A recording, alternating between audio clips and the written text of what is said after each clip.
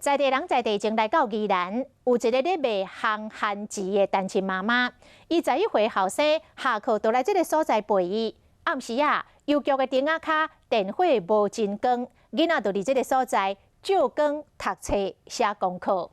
这个妈妈讲，因为翁婿过身，带着囡仔到宜兰来讨食，捌送价裤底啊剩7块。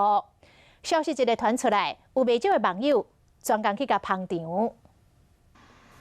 在宜兰打客过路，看到一个查甫囡仔坐伫顶仔卡咧写作业，陪手居民经过拢真好奇，原来是陪单亲妈妈来这卖番薯。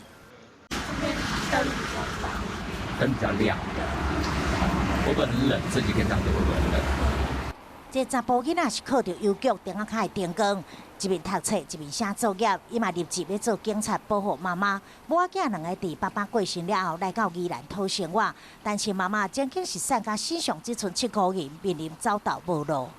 没有钱加油，也没有钱买那个瓦斯罐，因为我们那套板是用那种卡斯那种的，我没有办法买那个瓦斯罐，就真的走投无路。